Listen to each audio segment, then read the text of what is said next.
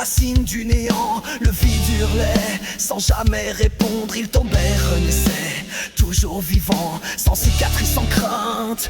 À jamais frappé pour frapper dans un jeu sans règles. Chaque bataille un mirage sans impact. Leur forme éclatée dans des danses aveugles. Et tout revenait intact.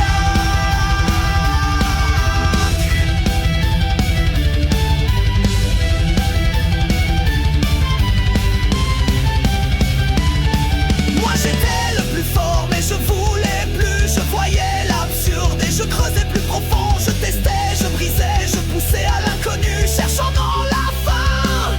Mais le frisson, je laissais en suspens. Je manipulais, semant l'hésitation dans leur esprit figé. Et lorsque l'un d'eux retint son cri, je sus que quelque chose venait d'émerger.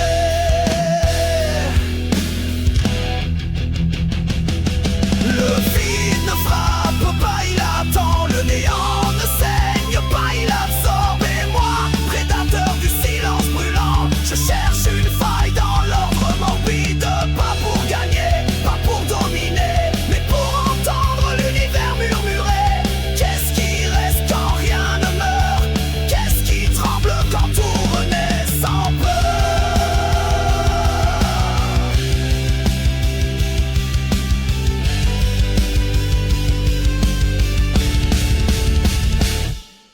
Ils ne comprenaient pas ce que je faisais. Ils continuaient de charger, aveugles, exaltés. Mais leur regard changeait quand je ne répondais pas. Quand je les laissais tomber, sans bruit, sans éclat, une faille.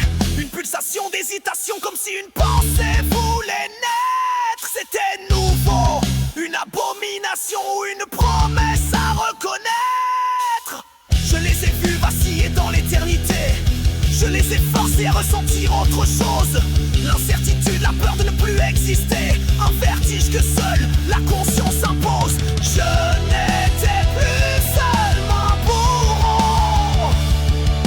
J'étais l'interruption, le fléau, le seuil.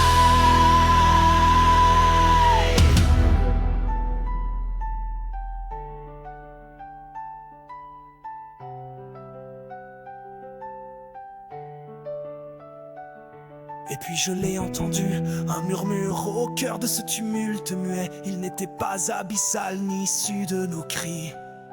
C'était autre. Il vibrait en dehors de notre loi. Il défiait même notre existence en brut. Je n'ai rien